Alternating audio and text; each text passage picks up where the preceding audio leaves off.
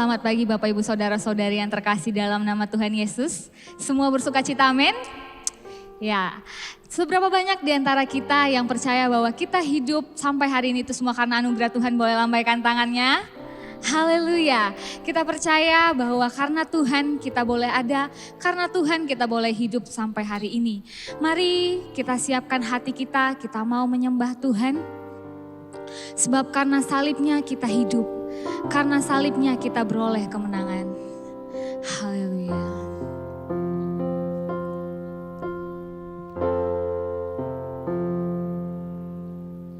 Hanya Kau Tuhan di hidupku, Kau berikan hidup yang baru. Darah-Mu menyucikan, pulihkan hatiku. Ku nyatakan Kaulah segalanya. Engkaulah sumber pengharapan. Haleluya. Kuasa-Mu sanggup menyembuhkan. Jiwaku pun berserah hanya kepadamu. Yesus, Kaulah segalanya. Karena salib-Mu ku hidup, karena salib-Mu ku menang. Engkau yang berkuasa sanggup untuk melakukan mujizat-Mu. Karena salib-Mu ku hidup, karena salib-Mu ku menang. Engkau yang berkuasa sanggup untuk melakukan mujizat-Mu di hidupku. Sebab hanya Kau Tuhan kami, Hanya Kau Tuhan di hidupku. ya Yesus. Kau berikan hidup yang baru. Darah-Mu menyucikan, pulihkan hatiku. Ku nyatakan Kaulah segalanya. Engkaulah sumber pengharapan. Kuasa-Mu sanggup menyembuhkan. Jiwaku pun berserah hanya kepadamu. Yesus, Kaulah segalanya. Karena salib-Mu ku hidup, karena salib-Mu ku menang. Engkau yang berkuasa sanggup untuk melakukan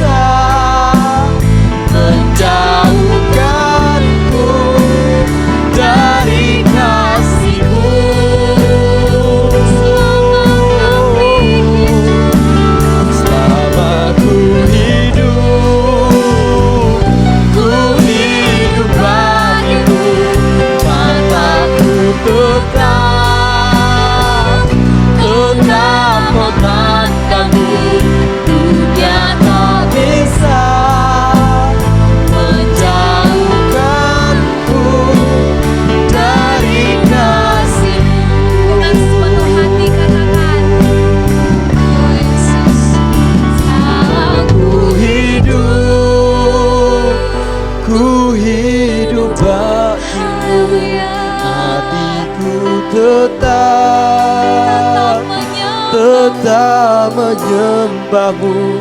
Dunia tak bisa menjauhkanku dari kasih-Mu.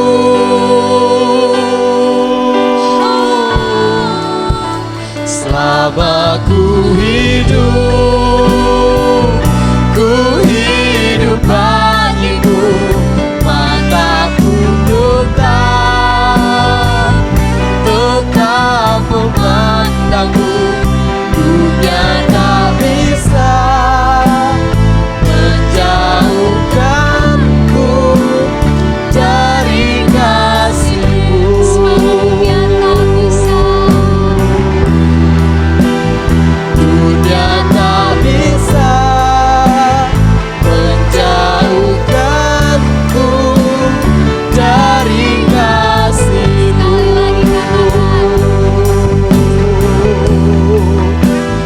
Dunia tak bisa menjauhkanku dari kasih-Mu. Beri tepuk tangan untuk Tuhan kita. Sembah Dia.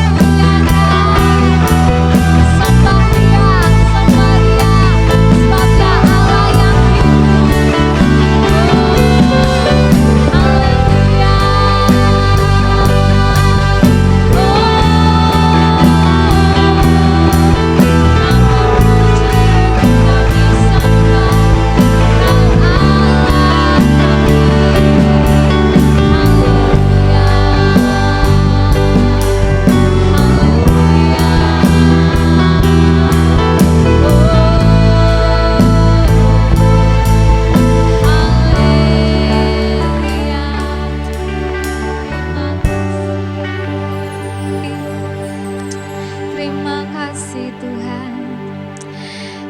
Bapa kami berterima kasih Tuhan buat kuasa kebangkitan-Mu yang telah menghidupkan kami. Kami boleh menjadi manusia yang baru oleh sebab Tuhan Allah kami. Terima kasih Tuhan, maka dari itu kami mau bersorak-sorai kepadamu. Kami mau menaikkan pujian kami, pengagungan kami kepada Tuhan. Yang siap menaikkan sorak-sorai kepada Tuhan, mari sama-sama katakan amin. Semua percaya bahwa Allah kita adalah Allah yang bangkit mengalahkan maut, amin. Maka dari itu kita akan bersorak-sorai kepada Tuhan. Kita katakan lagu pujian kita, Allah bangkit. Mari semuanya bangkit berdiri, kita bersorak-sorai bagi Tuhan kita.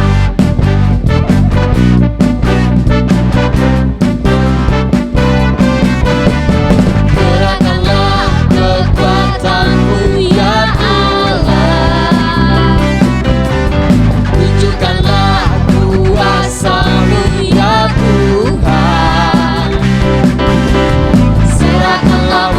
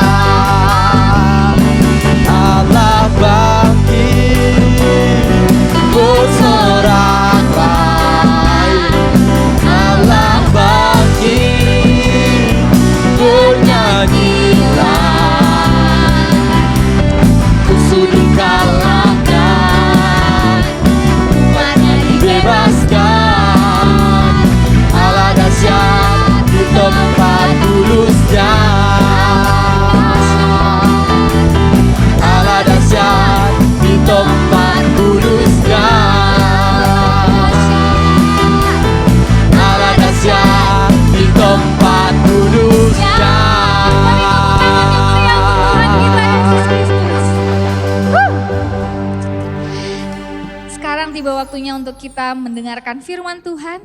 Mari kita siapkan hati kita. Sebab Dia adalah firman yang telah menjadi manusia. Haleluya Yesus.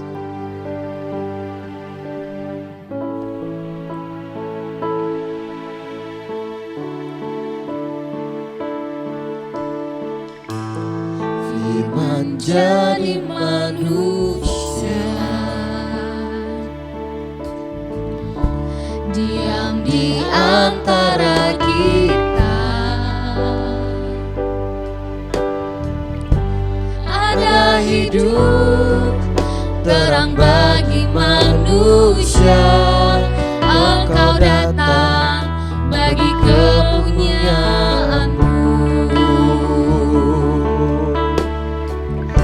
Haleluya, firman jadi manusia. Manusia Ya Yesus.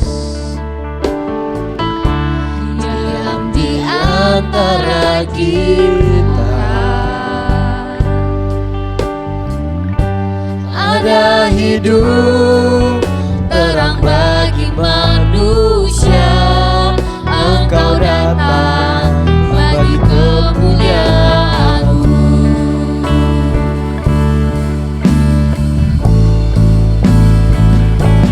Yesus, Kau juru selamatku. Ku akui Kau Tuhan bagiku. Kau terang bagi saat gelapku. Kau pintu bagi setiap jalan. Yesus, Kau juru selamatku. Ku akui Kau Tuhan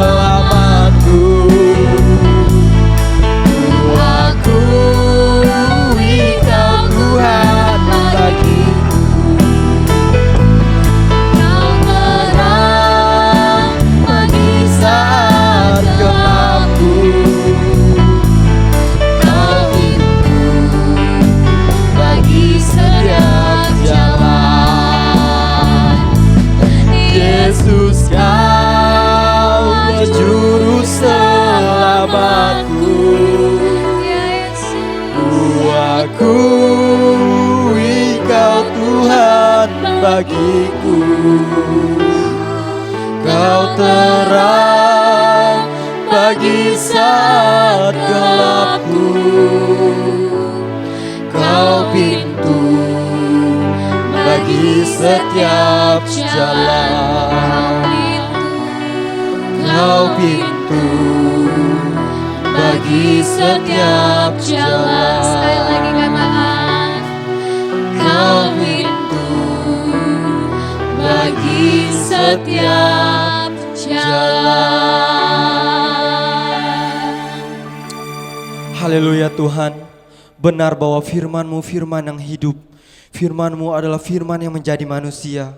Dan pada saat ini Tuhan, kami adalah orang-orang yang merindukan firman-Mu Tuhan. Kami orang-orang yang haus akan firman-Mu Tuhan. Dan pada saat ini Tuhan, kami akan mendengarkan firman-Mu Tuhan. Kau urapi hamba-Mu yang akan menyampaikan firman-Mu Tuhan. Terlebihnya kami yang akan mendengarkan firman-Mu Tuhan. Dan biarlah Tuhan, firman-Mu boleh menjadi pelita. Firman-Mu boleh menjadi rema dalam kehidupan kami Tuhan. Kami sudah berdoa dan mengucap syukur. Haleluya. Amin. Shalom Bapak Ibu Saudara-saudara yang dikasihi Tuhan dimanapun berada. Kembali kita bertemu di dalam ibadah online GSCA Bethesda Ministry. Dan hari ini kita masuk di dalam minggu ketiga bulan April, bulan Paskah dalam tahun 2021. Dan tentu saya masih ingin berbicara mengenai tema kebangkitan Kristus. Dan judul khotbah saya hari ini adalah kebangkitan Kristus yang menghidupkan. Menghidupkan siapa? Tentu menghidupkan kita sebagai orang-orang percaya. Kebangkitan Kristus yang menghidupkan kita. Mari kita akan membaca di dalam 1 Yohanes pertama ayat yang pertama sampai ayat 10. Ayat 1 sampai ayat 4 diberi judul oleh Lembaga Alkitab Indonesia, Kesaksian Rasul tentang Firman Hidup. Lalu kemudian ayat 5 sampai ayat 10 itu adalah Allah adalah terang. Kita akan baca bersama-sama. Apa yang telah ada sejak semula, yang telah kami dengar, yang telah kami lihat dengan mata kami, yang telah kami saksikan, dan yang telah kami raba dengan tangan kami tentang firman hidup. Itulah yang kami tuliskan kepada kamu. Hidup itu telah dinyatakan dan kami telah melihatnya. Dan sekarang kami bersaksi dan memberitakan kepada kamu tentang hidup yang kekal, yang ada bersama-sama dengan Bapa dan yang telah dinyatakan kepada kami. Apa yang telah kami lihat dan apa yang telah kami dengar itu, kami beritakan kepada kamu juga, supaya kamu pun beroleh persekutuan dengan kami. Dan persekutuan kami adalah persekutuan dengan Bapa dan dengan anaknya Yesus Kristus. Dan semuanya itu kami tuliskan kepada kamu supaya sukacita kami menjadi sempurna. Ayat 5 dan ayat 10 kita akan lakukan pembacaan sepanjang khotbah ini. Tetapi Bapak Ibu, kebangkitan atau Paskah adalah salah satu teologi kekristenan yang paling banyak menjadi batu sandungan dan kemudian paling banyak diserang sepanjang kekristenan ada bahkan sampai hari ini. Mengapa? Ya, ada apa dengan kebangkitan Kristus? Itu mungkin yang menjadi pertanyaan kita. Kita melihat fenomena-fenomena seperti itu, penolakan, bahkan kadang-kadang ada orang-orang Kristen yang diserang karena kepercayaan mereka bahwa Yesus telah mati dan dibangkitkan, dan kemudian itu menjadi keselamatan bagi mereka. Ada apa dengan kebangkitan Kristus? Mengapa begitu penting? Dampaknya apa bagi saya? Dan bagaimana saya hidup di dalam kebangkitan Kristus tersebut? Kita mulai dari pertanyaan yang pertama. Ada apa dengan kebangkitan Kristus? Bapak Ibu saudara-saudara yang dikasihi oleh Tuhan, saya tidak tahu sejak kapan Bapak Ibu sungguh-sungguh menjadi orang Kristen. Ya, atau sejak kapan Bapak Ibu saudara-saudara mengenal Yesus? Ada dari saudara-saudara mungkin yang sejak nenek moyangnya sudah menjadi orang Kristen. Dengan bangga saudara mengatakan saya keturunan ketiga, keturunan keempat yang menjadi orang Kristen. Atau ada yang mengatakan saya baru mengenal Yesus 1 bulan yang lalu, 1 tahun yang lalu. Ada mungkin yang mengatakan saya tidak peduli dengan hal itu. Nah, tentu saudara-saudara, ketika kita menyatakan menjadi orang Kristen, maka kita akan datang kepada sebuah pertanyaan tentang kebangkitan Kristus yang baru kita rayakan. Dan Bapak Ibu, kebangkitan Kristus berbicara tentang Tuhan kita yang memberi keselamatan kepada kita. Tetapi sepanjang sejarah sampai hari ini, hidup Yesus Kristus itu telah menjadi skandal, menjadi batu sandungan, menjadi kegoncangan bagi banyak orang. Dari lahir, dalam masa dia melakukan pelayanan, kira-kira 3,5 tahun, kematiannya, bahkan kebangkitannya, itu menjadi skandal di dalam sepanjang sejarah. Mulai dari kelahiran. Bagaimana kelahiran Yesus bisa menjadi skandal? Oleh karena tanpa ayah jasmani, Kristus atau Yesus lahir dari seorang perempuan yang bernama Maria. Ini yang menjadi batu sandungan pertama-tama kepada Maria sendiri. Pada waktu malaikat memberitakan engkau akan mengandung. Dan engkau mengandung bukan dari seorang pria, tapi engkau akan mengandung oleh Roh Kudus, dan anak yang engkau lahirkan itu adalah kudus. Maria tersandung dan mengatakan, bagaimana mungkin saya belum menikah? Kalau saya hamil tanpa suami, walaupun saya sudah bertunangan, nyawa saya menjadi ancaman. Saya akan dirajam dengan batu. Saya adalah penzina.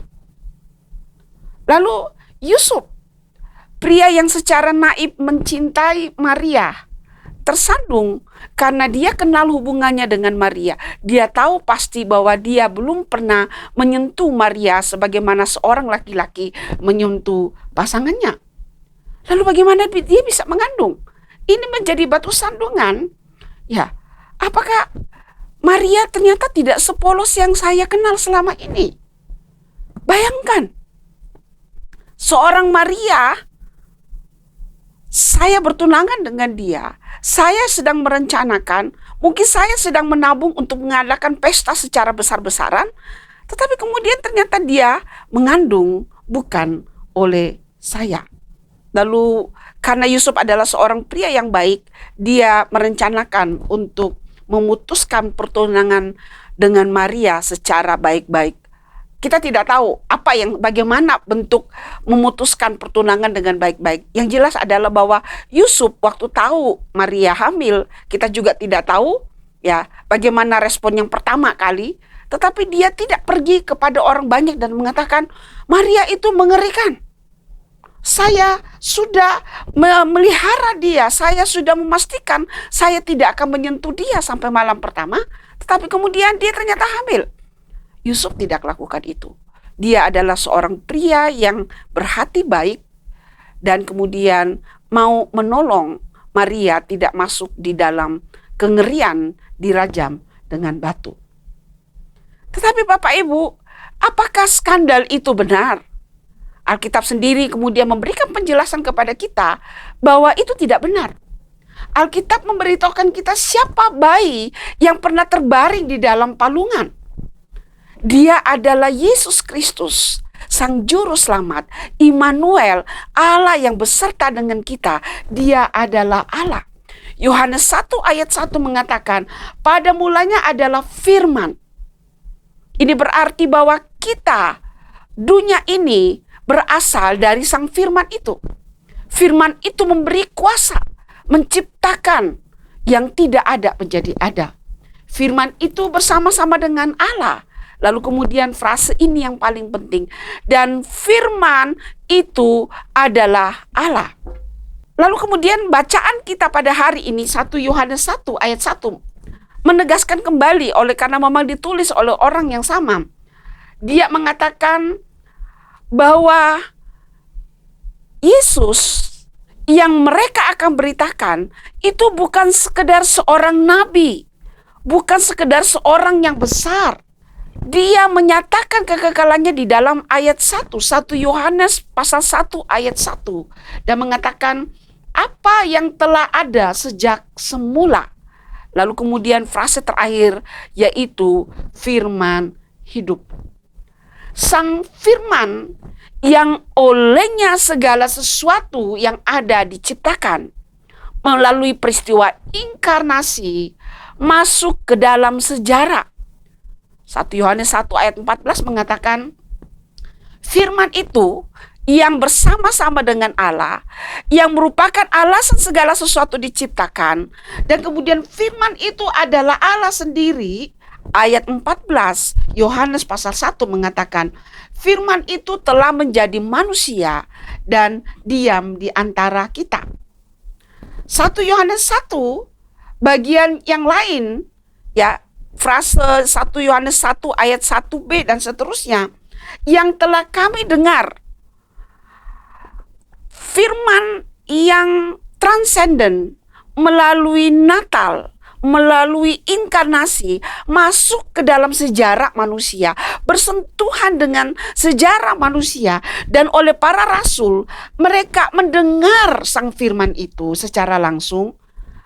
Kami lihat dengan mata kami yang telah kami saksikan, lalu peristiwa kebangkitannya yang telah kami raba dengan tangan kami, tentang firman itulah yang kami tuliskan kepadamu. Yesus Kristus yang kemudian banyak, bahkan sampai hari ini saudara-saudara, ada yang mengatakan Yesus itu anak haram sebenarnya. Tetapi Alkitab, firman Tuhan yang hidup itu memberi kesaksian, dia adalah Allah yang menjelma menjadi manusia untuk tujuan yang akan kita tahu pada waktu kita sampai kepada Kalvari, kepada salib. Bagaimana dengan masa pelayanannya? Masa pelayanan Yesus singkat saja, 3,5 tahun. Masa pelayanan Yesus juga menjadi sebuah skandal yang membuat banyak orang tersandung. Yang pertama, mereka melihat asal Yesus dari Galilea, ada pernyataan di dalam Alkitab oleh lawan-lawan dari Yesus yang mengatakan tidak ada nabi yang datang dari Galilea, jadi kamu tidak sah untuk memberitakan firman Tuhan.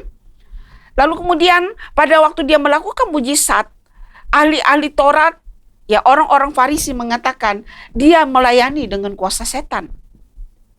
Lalu kemudian waktu Yesus bertamu di rumah Lewi, Matius, orang Lewi tersebut bertamu di rumah Lazarus, bertemu dengan orang-orang yang digolongkan, yang dicap sebagai pendosa, sebagai sampah masyarakat. Mereka lalu kemudian juga tersandung dan berkata, katanya dia nabi, tetapi kenapa dia bersahabat dengan orang berdosa? Tetapi saudara, di dalam 3,5 tahun Yesus melakukan pelayanan, apa yang kita dengar dari Injil? Kristus membuktikan dirinya melayani dengan kuasa Roh Kudus. Dia memulai dengan peneguhan dari Sang Bapa yang mengatakan, inilah anakku yang kukasihi, kepadanya lah aku berkenan. Lalu kemudian Roh Kudus turun ke atas dia, dan Roh Kuduslah yang membawa dia ke padang gurun untuk mengalami pencobaan dan memulai sebuah pelayanan yang merupakan pelayanan dengan kuasa, tanda-tanda mujizat terjadi di dalam 3,5 tahun pelayanannya. Dia memulai pelayanan dengan peneguhan Roh Kudus. Pelayanannya memberitakan berita pertobatan, hidup kudus. Dia bersahabat dengan orang berdosa, tetapi dia tidak berdosa. Dia tidak menghakimi mereka, dia tidak menuduh mereka, tetapi kasihnya menarik orang-orang yang hidup dalam dosa ini untuk meninggalkan hidup dosa mereka, lalu kemudian berjalan bersama-sama dengan Yesus untuk sebuah persiapan mereka pada akhirnya menjadi pekabar-pekabar Injil yang akan pergi ke seluruh dunia untuk memberitakan Yesus sudah bangkit, dan dalam kebangkitannya ada pengharapan. Pelayanannya membuat orang yang berdosa mengalami pengudusan. Dia bersahabat dengan pendosa, bukan setuju dengan cara hidup mereka. Dia mengubah Lazarus. Dia mengubah Maria Magdalena. Dia mengubah Paulus. Dia mengubah begitu banyak orang sepanjang sejarah dari pembenci menjadi seorang yang komit mencintai Tuhan dengan segenap hati mereka. Bapak, Ibu, saudara-saudara yang dikasihi, bagaimana dengan kematian dan kebangkitan Kristus? Juga menjadi sebuah skandal, menjadi sebuah batu sandungan. Sampai hari ini orang yang tidak mempercayai Yesus berkata, kami tersandung, bagaimana mungkin Allah memperanakkan? Lalu bagaimana mungkin Allah menjelma, mengambil bagian di dalam ciptaan yang dia buat dengan tangannya sendiri? Tetapi saudara, salib juga, kematian Yesus juga menjadi batu sandungan. Bagaimana mungkin Allah itu mati? Bisakah Allah mati? Itu pertanyaan bagi orang-orang yang tersandung oleh pemberitaan Injil bahwa Yesus mati, tetapi Yesus bangkit. Yesus menang atas kematian. Dia pergi ke alam maut untuk memberitakan kemenangan dan berkata, hai maut, di manakah sengatmu? Memberitakan pengharapan kepada dunia ini bahwa melalui kebangkitannya ada kehidupan. Bagaimana bisa dia mati dengan cara yang paling terkutuk di dalam kebudayaan mereka pada saat itu, disalibkan? Bagaimana mungkin dia bisa membebaskan bangsanya dari perbudakan jikalau dia sendiri tidak bisa melepaskan diri dari salib? Kubur kosong bukan bukti bahwa dia bangkit. Ada persekongkolan di situ. Ada kerjasama antara murid-murid Yesus yang mungkin memberi suap. Apalagi saudara, ya, Nikodemus, Yusuf dari Arimatea adalah orang-orang yang penting sebenarnya, orang-orang yang kaya. Mereka bisa dengan mudah kemudian memberikan tuduhan kubur kosong itu karena konspirasi tingkat tinggi. Mereka sebenarnya menculik Yesus, lalu ciptakan sebuah story, Yesus sudah bangkit. Dan kemudian mereka mengatakan kebangkitan Kristus itu adalah sebuah kebohongan. Apakah demikian? Salib adalah jalan yang oleh firman yang menjelma menjadi manusia, yang kita kenal sebagai Tuhan Yesus Kristus, untuk menyelesaikan karya penyelamatan. Kalau ada cara lain untuk menyelamatkan dunia yang telah hidup di bawah kutuk dosa, Sang Anak tidak perlu melakukan hal itu. Tetapi satu-satunya cara yang bisa membawa penebusan, bisa membawa orang-orang dunia ini kembali diperdamaikan dengan surga, diperdamaikan dengan Allah, hanya melalui salib yang menghubungkan langit dan bumi, menghubungkan sesama kiri dan kanan. Di atas tubuh yang tersalib itu, keselamatan diperdengarkan kepada semesta. Bapak, Ibu, saudara-saudara yang dikasihi Tuhan, salah satu skandal juga yang mengatakan bahwa itu adalah persekongkolan para murid untuk menculik mayat Yesus. Alkitab tidak memberikan sama sekali ada indikasi seperti itu. Oleh karena di dalam beberapa ayat diperdengarkan bahwa ketika Yesus disalibkan, mereka tercerai-berai. Bahkan di dalam sebuah bagian Alkitab dikatakan berkumpullah murid-murid Yesus di suatu tempat dengan pintu-pintu yang terkunci karena mereka takut. Kebangkitan Yesus adalah hal yang terakhir dipikirkan oleh para murid ketika mereka melihat Yesus mati, dikuburkan, lalu kuburnya dimeteraikan dengan batu yang sangat besar, ya, dan dijaga oleh tentara Romawi. Dan ketika mereka mendengar bahwa kubur itu kosong, mereka begitu takut, lalu mereka mengunci pintu rapat-rapat. Mereka takut bahwa mereka akan ditangkapi. Mereka tahu risikonya.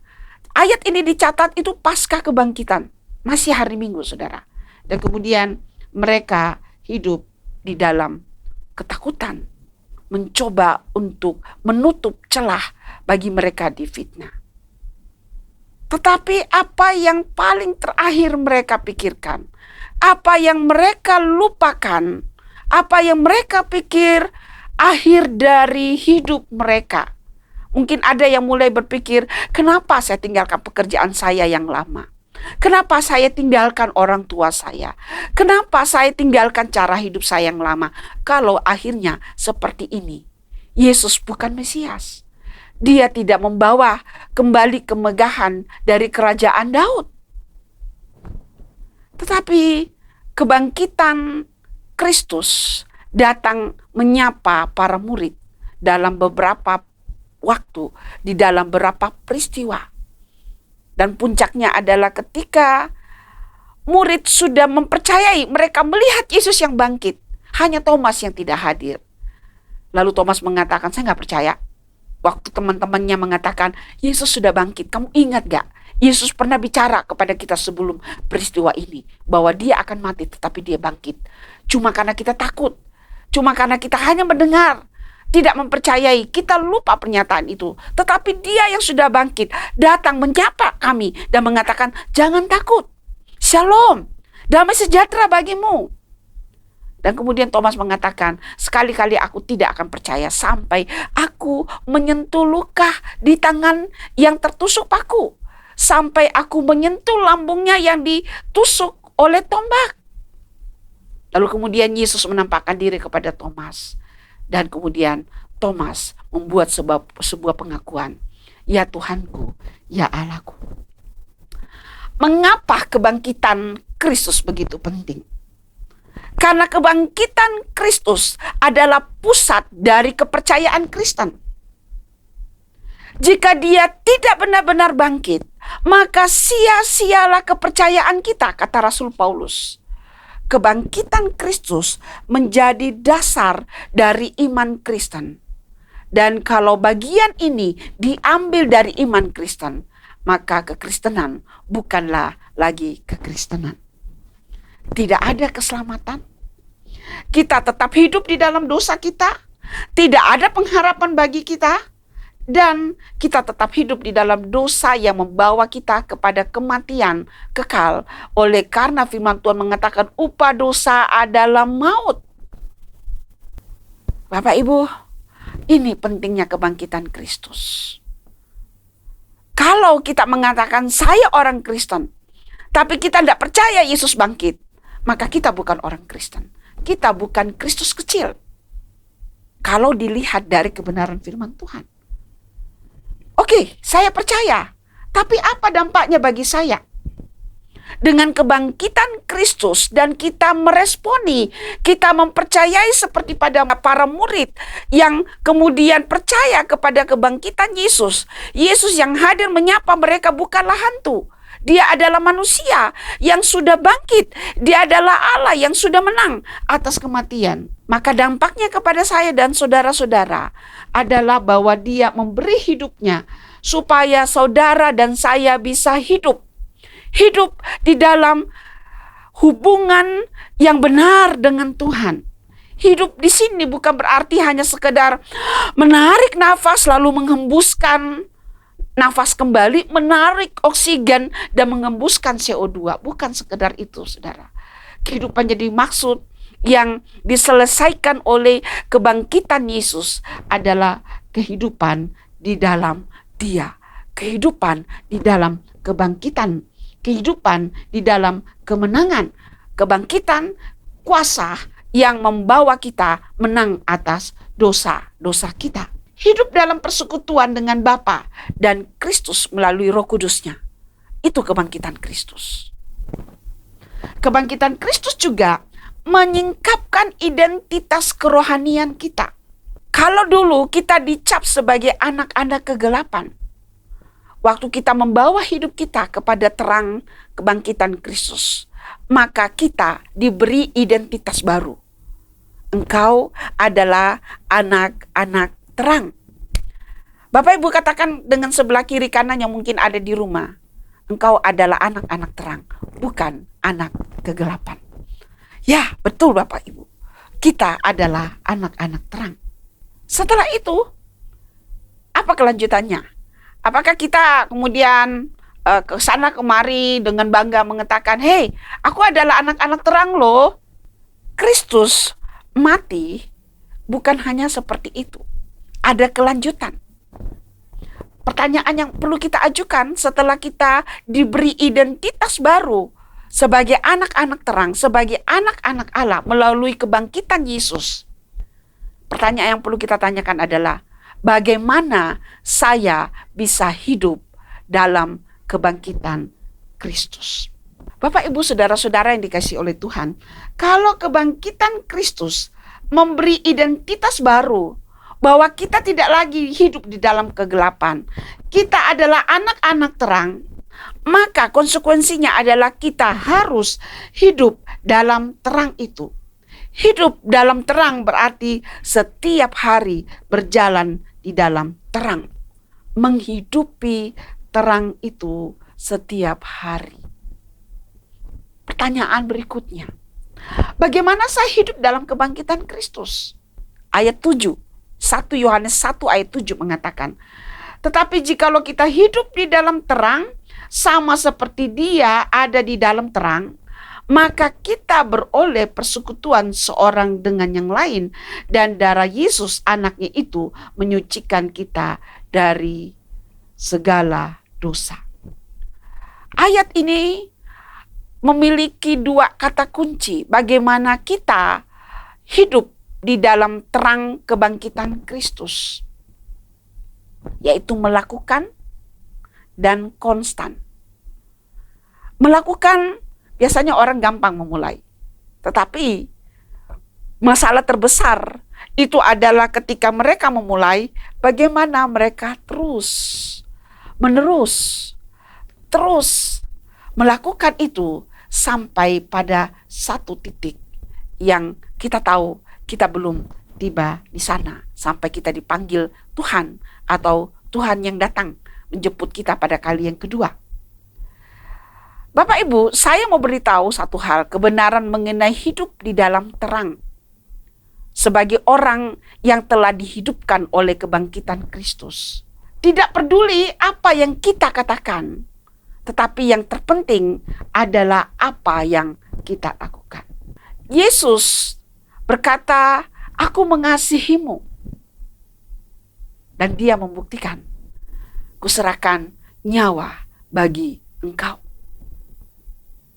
Bagaimana dengan kita? Apakah kita kemudian begitu fasih berkata, "Haleluya, saya orang percaya.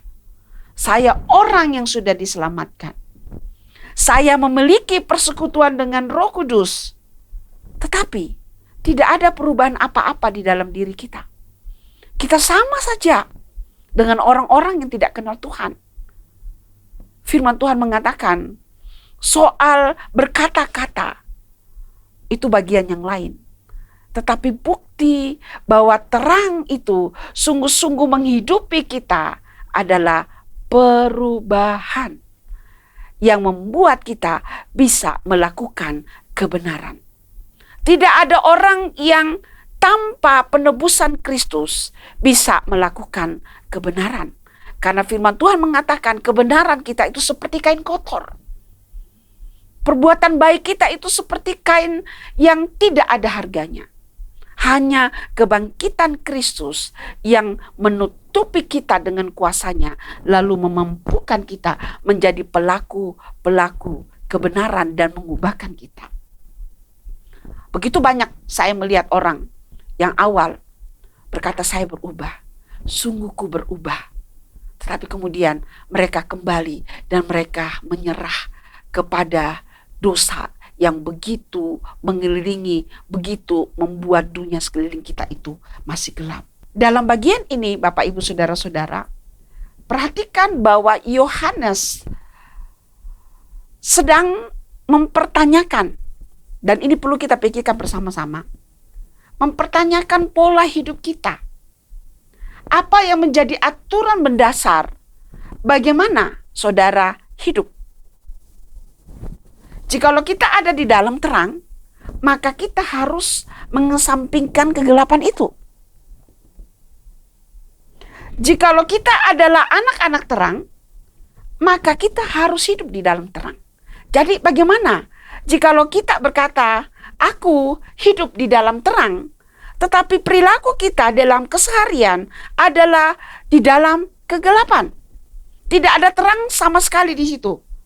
Yohanes mengatakan, kita adalah pendusta. Kita adalah orang-orang yang paling munafik di dunia ini. Karena kita mengatakan, Kristus yang bangkit sudah menghidupkan saya. Tetapi di dalam kenyataan, kita masih tetap tinggal di dalam kegelapan. Kita masih ada di pojok kegelapan. Dapatkah terang berjalan di dalam kegelapan? Jawabannya pasti tidak. Tidak mungkin.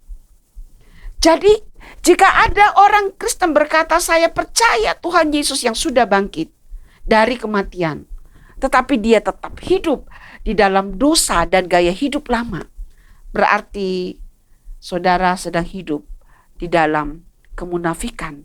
Dan yang pertama-tama saudara bohongi, itu bukan siapa-siapa, diri saudara sendiri. Dan ini pasti pekerjaan iblis. Karena firman Tuhan mengatakan, iblis adalah bapa dari segala pembohong. Dia nggak peduli saudara mau dibaptis berapa kali. Mau namanya, nama Alkitab, seluruh nama di dalam Alkitab saudara taruh di akte kelahiran saudara. Dia nggak peduli soal itu. Seberapa saudara aktif di dalam pelayanan. Seberapa banyak yang saudara bisa berikan kepada gereja. Iblis nggak peduli di situ. Yang penting saudara nggak berubah. Tetap aja hidup di dua dunia. Hari Minggu di bawah terang. Tapi selepas itu saudara berjalan di dalam kegelapan. Nah, itu yang iblis suka. Nggak apa-apa. Sekali-kali saya mau berbagi. Saudara-saudara, kita dipanggil dari kegelapan kepada yang terang yang ajaib untuk berjalan di dalam terang. Artinya kita menyingkirkan kegelapan dari hidup kita.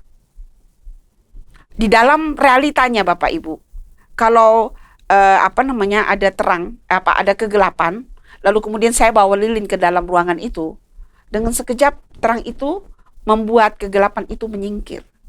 Tapi nampaknya tidak serta-merta sains seperti ini kita aplikasikan kepada kebenaran firman Tuhan. Karena pertanyaan berikutnya, apakah menjadi orang percaya saya tidak mungkin lagi bersalah?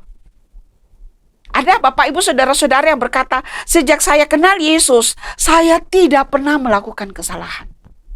Saya harus mengaku, saya Naomi, pendeta, dosen, gembala sidang, mengatakan bahwa saya tidak sempurna sampai hari ini.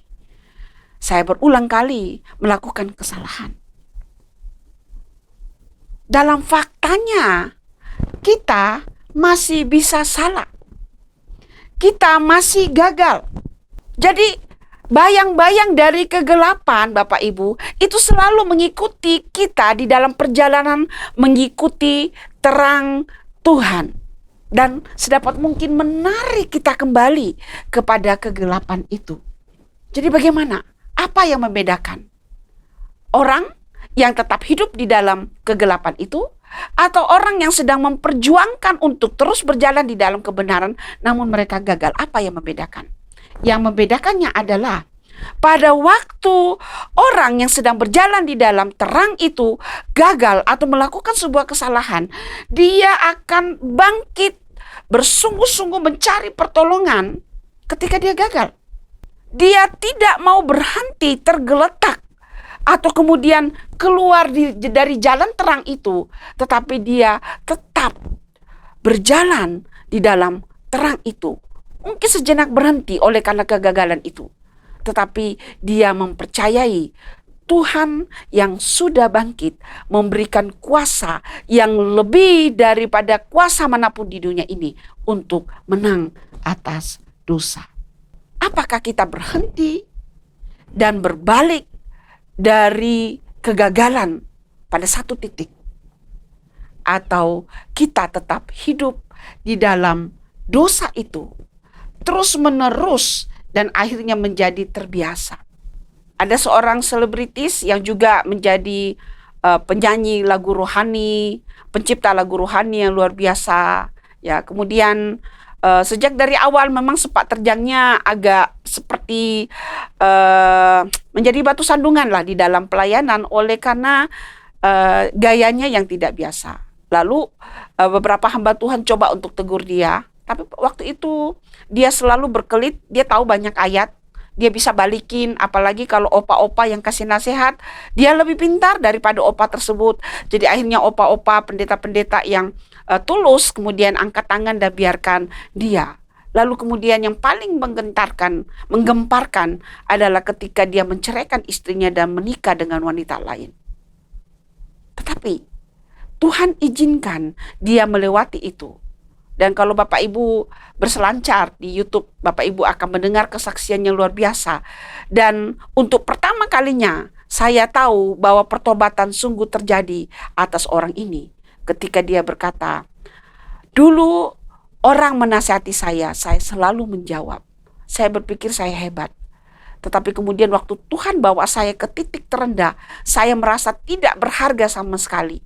Dan dia buat pengakuan, kesalahan terbesar yang pernah saya lakukan itu adalah menceraikan istri saya dan menikah dengan wanita yang sekarang menjadi istri saya. Itu saya lakukan. Tapi saya mempercayai kuasa salib yang bisa menebus saya. Tetapi itu bukan alasan untuk saya tetap tinggal di dalam dosa saya. Dia bertobat, dia buat pengakuan bahwa semua dulu itu adalah bukti dia adalah orang yang sombong. Dan Tuhan membawa dia kepada titik nol untuk melihat Tuhan yang sudah bangkit, yang tidak mengizinkan dia terus hidup di dalam kegelapan. Dia harus berjuang, dia harus berlari kepada salib itu, dia harus berlari kepada Kristus yang sudah bangkit itu, dan berkata, Tuhan tolong aku, ampuni aku. Bagaimana kasih karunia itu Tuhan bekerja dengan ketaatan kita? Apa hubungan kasih karunia dengan ketaatan?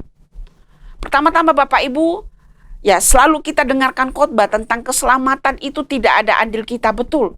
Hanya Yesus sendiri yang mengerjakan keselamatan itu di atas kayu salib dan berkata sudah selesai. Tapi pada waktu Yesus menawarkan keselamatan itu, kita sambut, kita terima dengan iman, maka ada bagian kita yang kita sebut berjalan di dalam terang.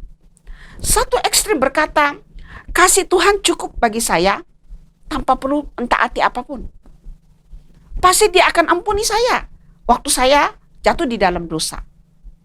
Lalu ada ekstrim yang lain yang berkata, ketaatan kita akan membuat Tuhan menyelamatkan kita. Ya. Jadi tanpa ketaatan Tuhan tidak akan menyelamatkan kita. Dua ekstrim ini tidak benar. Apa yang disampaikan di dalam 1 Yohanes 1 ini itu dalam konteks pasca kebangkitan. Orang yang sudah diselamatkan. Jika kita dipanggil dari gelap, maka kita seharusnya berjalan di dalam terang itu. Kita tidak bisa lagi berkata, biarkan saya jalani hidup saya dalam kegelapan. Nanti Tuhan selamatkan saya. Bapak, Ibu, Saudara-saudara, ini adalah pikiran yang ditawarkan oleh iblis. Tuhan itu baik, maka hiduplah suka-sukamu. Nanti dia akan ampuni. Konsekuensi dari kita menanggapi panggilan kasih karunia yang Yesus kerjakan di atas kayu salib dan kebangkitannya adalah kita harus berubah. Kita harus berbalik dari jalan-jalan kita yang gelap. Keselamatan terjadi jika kita datang kepada terang itu dan tidak kembali kepada kegelapan. Berjalan dalam terang adalah perjuangan, tekad untuk mentaati Tuhan. Seperti lagu yang mengatakan, ku mau hidup turut kehendak Tuhan. Ku mau memberi semua yang ku dapat berikan. Ku mau cinta dia lebih dari semua. Ku mau belajar membalas kasihnya. Hidup di dalam terang, berjalan di dalam terang adalah sebuah proses. Ada kegagalan di situ, tetapi bukan alasan untuk kembali kepada kegelapan. Kita terus berjuang bersama dengan Tuhan yang telah memanggil kita. Kebenaran yang kedua, bagaimana saya hidup di dalam kebangkitan Kristus. Yang pertama adalah berjalan di dalam terang. Yang kedua adalah waspada pada realitas dosa. Ayat 8. Jika kita berkata bahwa kita tidak berdosa, maka kita menipu diri kita sendiri dan kebenaran tidak ada di dalam kita. Bapak Ibu, konteks dari ayat ini adalah sekelompok orang-orang yang merasa, ya diajarkan pada saat itu, ini disebut sebagai kelompok gnostik, yang berpandangan bahwa karena Kristus sudah mati bagi saya bebas lakukan apapun termasuk perbuatan dosa.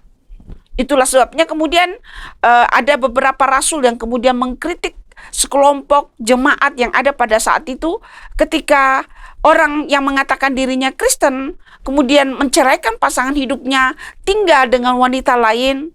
Ada yang kemudian berpikir bahwa dia tetap bisa menduakan Tuhan, menyembah ilah-ilah yang lain dan segalanya dan sebagainya. Tetapi ini tidak benar. Ya. Kita diminta untuk waspada pada realitas dosa yang bisa membuat kita kalah. Kita tidak boleh mengabaikan realitas dosa dan berpikir saya boleh melakukan apapun. Saudara-saudara yang dikasihi oleh Tuhan, ada orang yang berpikir seperti itu. Mungkin tetangga saudara, mungkin saudara. Bapak Ibu, kita adalah orang yang berdosa. Kita dipanggil, kita diselamatkan. Tetapi keselamatan itu bukan alasan untuk kita kembali kepada dosa itu. Kita harus bergerak maju. Kita perlu waspada di dalam perjalanan kita akan realitas dosa yang sungguh menghancurkan. Petrus berkata, sadarlah dan berjaga-jagalah, lawanmu si iblis berjalan berkeliling sama seperti singa yang mengaum-ngaum dan mencari orang yang dapat ditelannya. Lalu kemudian dia mengatakan di dalam 1 Petrus 5 ayat 9a, lawanlah dia dengan iman yang teguh. Berjalan di dalam terang, hidup di dalam kuasa kebangkitan, itu adalah sebuah perjuangan iman. Lawan dengan iman yang teguh. Jangan keinginan-keinginan lama kita menarik kembali kita kepada gaya hidup kita. Penyalahgunaan kasih karunia Allah, jika seorang berpikir bahwa dengan kasih karunia saya boleh melampiaskan hawa nafsu saya. Yudas pasal 1 ayat 4 mengatakan, orang-orang yang berpikir memutarbalikkan kasih karunia untuk memuaskan hawa nafsunya, ya, kayak menutupi dosa-dosanya. Yudas mengatakan orang ini sebenarnya menyangkal Tuhan Yesus Kristus. Jadi dia tidak mungkin hidup di dalam terang. Sebenarnya orang seperti ini masih tinggal di dalam kegelapan. Mereka adalah orang-orang yang menipu diri sendiri, seolah-olah bisa tetap berbuat dosa dalam kasih karunia Tuhan. Tidak cocok sama sekali. Tidak ada hal yang menajiskan yang boleh tinggal di dalam hadirat Tuhan. Kekristenan bukanlah kebebasan untuk tidak taat. Saya ulangi Bapak Ibu, menjadi orang Kristen bukanlah sebuah kebebasan untuk tidak taat. Tetapi menjadi orang Kristen itu hidup di dalam kebebasan untuk mentaati Kristus. Apakah Bapak Ibu, saudara-saudara sedang menggunakan kebebasanmu untuk hidup membenarkan perbuatan dosamu? Ataukah saudara Bapak Ibu sedang menggunakan kebebasan di dalam Kristus untuk mentaati Yesus? Berbeda saudara. Bebas untuk melakukan dosa atau bebas untuk mentaati Kristus. Nah, kalau kita setiap hari kemudian menyadari bahwa iblis ini sedang memberikan jaring untuk memberi perangkap kepada kita. Lalu kita dapati di dalam perjalanan kita sebagai orang Kristen kita gagal. Apakah kita kemudian ambil bendera putih lalu menyerah dan berkata, saya menyerah Tuhan mengikut Engkau? Tidak. Karena di dalam hal itu pun, di dalam kegagalan kita pun, ada kasih karunia Allah yang memberi kesempatan kedua. Ayat 9, 1 Yohanes 1 ayat 9. Ini poin yang ketiga, bahwa kita perlu waspada kepada dosa yang mengintai kita.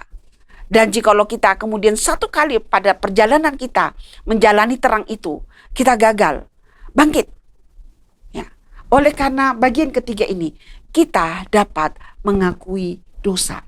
Jikalau kita mengaku dosa kita, kata firman Tuhan, maka Ia, Tuhan, adalah setia dan adil, sehingga Ia mengampuni segala dosa kita dan menyucikan kita dari segala kejahatan kita. Pengakuan dosa ini bukan seremonial aja. Oh, waktu gagal, ya Tuhan ampunilah saya, seperti itu. Tidak seperti itu Bapak, Ibu. Ya. Ini adalah hidup yang benar menyadari hidup di dalam kasih karunia. Dan menyadari bahwa korban itu hanya satu kali untuk selama-lamanya. Setelah itu tidak akan ada korban lagi. Maka waktu kita menyadari kegagalan kita, menyadari dosa-dosa kita, kita memohon ampun, kita mengakui dosa sebagai sebuah keterbukaan hati yang selebar-lebarnya kepada Tuhan, lalu kemudian meminta, Tuhan selidiki aku, biar terang-Mu menyinari hidupku. Harus ada kejujuran kepada Tuhan. Kalau kita nggak jujur kepada Tuhan, Tuhan tidak akan bisa paksa kita, Bapak Ibu. Kita yang harus membuka. Ada bagian-bagian yang gelap dalam diri kita mungkin, yang kita berpikir Tuhan tidak perlu jamah bagian itu. Tetapi Tuhan mengatakan engkau dipanggil untuk sungguh-sungguh dimerdekakan di dalam Dia. Jadi Bapak Ibu, kita perlu belajar untuk terbuka kepada Tuhan. Dan kejujuran, keterbukaan kepada Tuhan, pengakuan waktu kita salah, memohon anugerah Allah, memberi kesempatan kepada kita. Ini adalah cara atau sarana untuk memelihara persekutuan dengan Tuhan.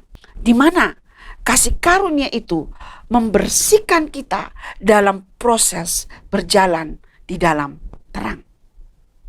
Bagian-bagian dari hidup kita yang belum kita serahkan kepada Tuhan. Ketika Tuhan sekali lagi menerangi kita dulunya nggak sadar. Ya, kemudian waktu ada sesuatu terjadi, lalu kita balik kepada Tuhan. Tuhan membuka hati kita, membuka mata rohani kita. Kita tahu itu salah.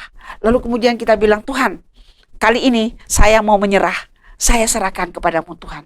Tolong saya. Saya tidak bisa mengubah diri saya sendiri. Saya perlu kuasa-Mu. Maka kasih Tuhan akan membersihkan kegelapan itu. Ini adalah sebuah proses yang terus-menerus. Berjalan di dalam terang, waspada pada realitas dosa, dan jikalau kita gagal, kita datang mengaku dosa kepada Tuhan dan meminta pertolongan. Bapak Ibu, mari kita hidup di dalam terang kebangkitan Kristus. Adakah Bapak Ibu yang sedang bergumul? Saya menjadi orang Kristen tahunan, tapi hidup saya tidak lebih baik dari orang yang tidak kenal Tuhan. Masalahnya adalah bukan berapa lama Bapak Ibu menjadi orang Kristen, tetapi apakah kebangkitan Kristus menghidupkan manusia baru di dalam dirimu, dan engkau bertekad untuk berjalan di dalam terang itu, dan engkau bisa gagal, tetapi kasih karunia Allah itu selebar lautan, memberi kesempatan kepadamu, bukan untuk tetap hidup di dalam dosa, tetapi datang kepada Tuhan, mengakui, meminta ampun kepada Tuhan.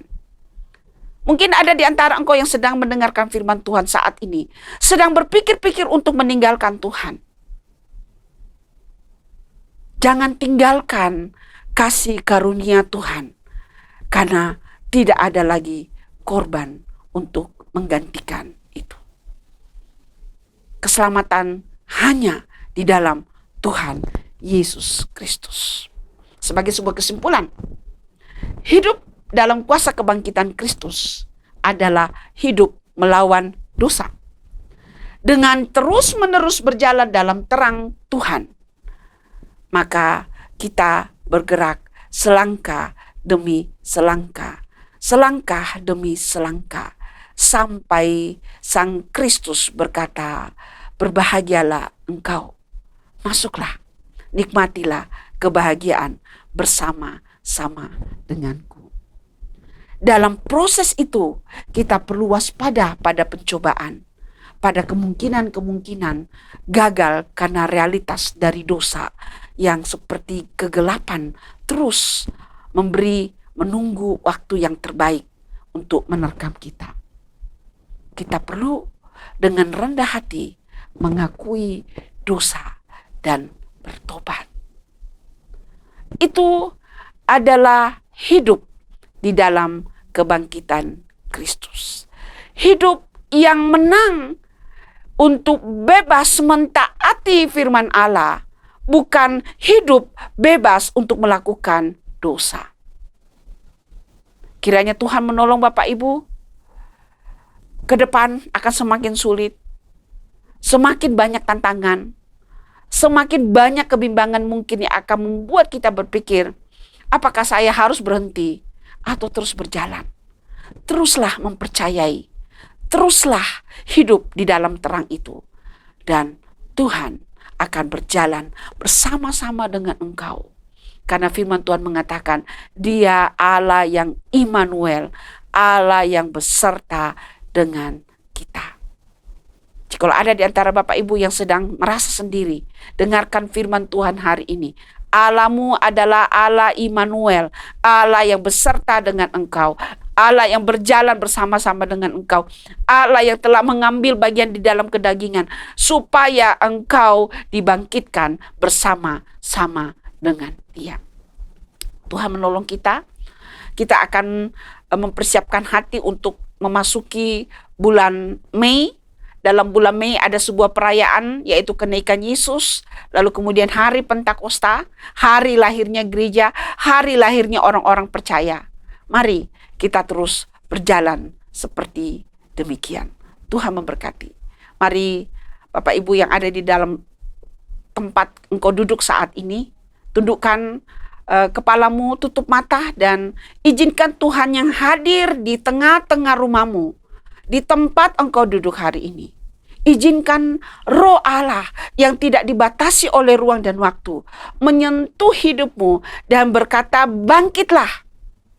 Jangan tinggal di dalam kegelapan. Hiduplah, berjalan bersama-sama dengan aku, Sang Terang yang ajaib itu. Haleluya, haleluya. Tuhan, kami mendengarkan firman-Mu dan kami mengakui bahwa betapa iblis menipu kami dalam banyak hal. Kami sering menyalahgunakan kebebasan kami di dalam kebangkitan-Mu. Kami tetap tinggal di dalam dosa kami. Tetapi itu mendukakan hati-Mu, dan itu yang menyenangkan iblis. Tuhan, kami berdoa kiranya Engkau mengampuni kami. Kami boleh bangkit. Kami mengalami kuasa kebangkitan-Mu di dalam hidup kami. Dan kami melihat pekerjaan-Mu yang ajaib di dalam hidup kami sebelum kami melayani orang-orang di sekeliling kami.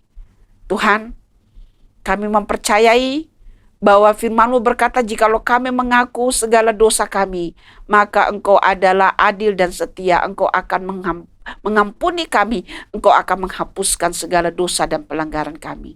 Hari ini tempat kami duduk, tempat kami berdiri, dimanapun kami berada, jikalau ada di antara kami yang sedang hidup dalam tuduhan bahwa kami tidak layak bagi Engkau, Tuhan, kiranya kasih-Mu mengampuni kami. Dan kami membuka mata kami untuk melihat bahwa Kristus sudah mati bagi kami. Kami tidak boleh dikalahkan lagi. Kami bangkit, kami menang Tuhan. Kami memulai hidup yang baru. Kami hidup di dalam kesempatan demi kesempatan. Tetapi kami tidak memiliki alasan untuk dengan sengaja hidup di dalam dosa. Kami melawan dosa itu. Mungkin kami sekali-kali dikalahkan, tetapi kami bangkit Tuhan. Kami mengalahkan dosa itu oleh karena Engkau sudah bangkit. Itu dasar kepercayaan kami, dasar dari harapan kami Tuhan. Terima kasih Tuhan Yesus. Engkau datang memberikan kemerdekaan kepada kami, membawa kami kepada penebusan di dalam Engkau. Hidup kami yang masih terpenjara di dalam kegelapan secara sporadis Tuhan, kiranya kami boleh sungguh-sungguh dibebaskan. Terang-Mu menyinari seluruh hidup kami, dan kami melihat Engkau dengan sesungguh-sungguhnya. Terima kasih Tuhan. Di dalam nama Yesus kami berdoa dan mengucap syukur. Amin. Bapak Ibu, kita akan menutup ibadah kita pada pagi hari ini. Kita akan berdoa syafaat. Ya, tentu Bapak Ibu tahu di dalam bulan ini saja banyak sekali terjadi hal-hal yang menggoncangkan kita.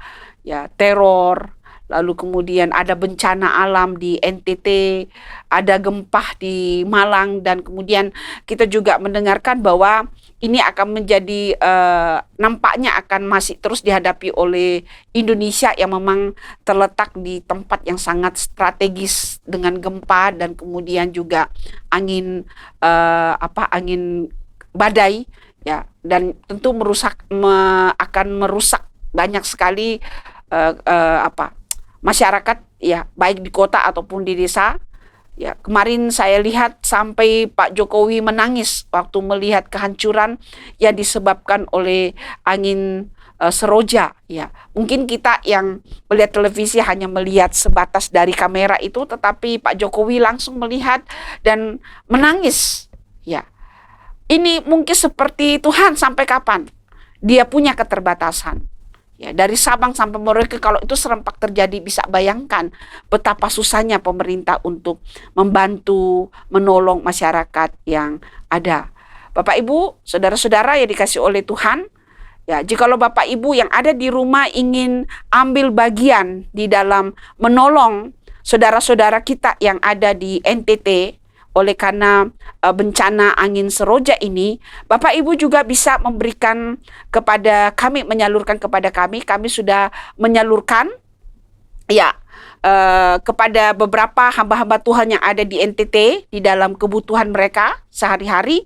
Kami Gereja Sidang Jemaat Allah Bethesda Ministry juga sedang mengumpulkan dana minggu ini dan minggu berikutnya. Jadi 2 minggu kami akan mengangkat persembahan ekstra, ya, dan akan memberikan seberapa yang kami bisa kumpulkan. Kami seluruh staf juga sudah mengumpulkan dana, tidak banyak mungkin, tetapi Tuhan tahu bahwa kami ingin ambil bagian di dalam penderitaan saudara-saudara kita yang ada di Kupang tanpa memandang agama, suku, dan sebagainya. Jadi jikalau ada Bapak Ibu yang mendengarkan berita ini dan hatinya digerakkan oleh Tuhan, Bapak Ibu bisa mengirimkan kepada rekening yang ada di awal dari ibadah online ini, ya, rekening dari GSCA Bethesda Ministry. Kirim ke sana dan memberikan pemberitahuan kepada kami. Ya, ada nomor yang sudah disertakan juga di dalam page kami di STT di Gereja Sidang Jemaat Allah di Facebook, ya, maupun yang ada di YouTube. Silakan Bapak Ibu akan berpartisipasi, mengambil bagian, tolong menolong di dalam kesusahan saudara-saudara kita yang ada di NTT. Kita akan berdoa untuk semua situasi yang ada. Kita juga berdoa untuk anak-anak SMA, ya, SMP yang akan memasuki ujian. Ya, tahu bahwa ini adalah sebuah generasi yang sulit karena mereka tidak maksimal di dalam belajar. Kiranya Tuhan tolong mereka. Bapak Ibu yang ada di rumah, yang sedang sakit juga, imani bahwa Tuhan bisa menyembuhkan. Mari kita berdoa, dan jika ada Bapak Ibu yang sedang dalam kesakitan, sentuh, taruh tangan di bagian yang sakit, dan imani bahwa Tuhan tidak dibatasi oleh ruang dan waktu, Dia mampu menyembuhkan. Mari kita berdoa. Bapa Surgawi, kami berdoa mengucap syukur untuk firman-Mu. Firman-Mu ya dan amin. Engkau adalah Allah yang hidup, dan kehidupan-Mu memberikan pengharapan bagi kami, memberikan kesembuhan bagi kami, memberikan kekuatan kepada kami. Saat ini kami berdoa secara khusus untuk bangsa dan negara kami yang sedang porak-poranda oleh karena teror, bencana alam, baik angin ribut maupun banjir atau gempa bumi Tuhan. Kami berdoa kiranya kasih dan anugerah-Mu datang melawat daerah-daerah yang sedang terlanda bencana ini Tuhan. Hiburkan mereka Tuhan, kehancuran yang sungguh sangat sulit bagi mereka, kehilangan segala-galanya. Tuhan, kiranya Engkau akan menggerakkan saudara-saudara kami yang lain di bagian Indonesia yang tidak mengalami untuk ambil bagian di dalam memberikan pertolongan baik kepada saudara-saudara kami yang ada di NTT maupun saudara-saudara kami yang ada di Malang. Kami berdoa buat pemerintah, berikan hikmat, berikan kekuatan kepada Pak Jokowi untuk memimpin kabinet terus bekerja mensejahterakan bangsa Indonesia. Kami berdoa Tuhan buat bangsa-bangsa lain juga yang mengalami kegemparan Tuhan, konflik di dalam negara mereka sendiri. Tuhan, kiranya damai-Mu turun atas negara itu. Kami berdoa Tuhan, kiranya kasih setia-Mu akan terus dinyatakan melalui kami orang-orang percaya. Terima kasih Tuhan Yesus, terima kasih. Saat ini kami menyerahkan hidup kami ke dalam tangan-Mu. Kami berdoa buat saudara-saudara kami, umat-Mu yang saat ini sedang hidup di dalam kesakitan. Engkau melihat tangan mereka yang diletakkan kepada bagian yang sakit. Tuhan, jamah dan sembuhkan mereka di dalam nama Yesus. Lalu kemudian Tuhan, kemuliaan-Mu dinyatakan. Terima kasih Tuhan, Engkau sudah sembuh oleh karena kuasa Kristus menjamah engkau dimanapun engkau berada. Mari saudara-saudara, kita mengangkat tangan kita, mengakhiri ibadah kita dan menerima berkat.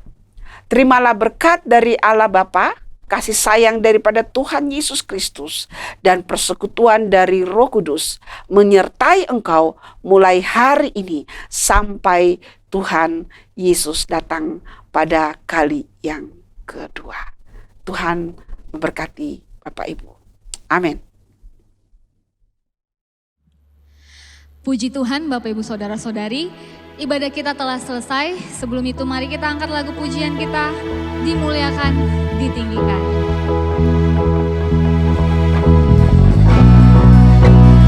Di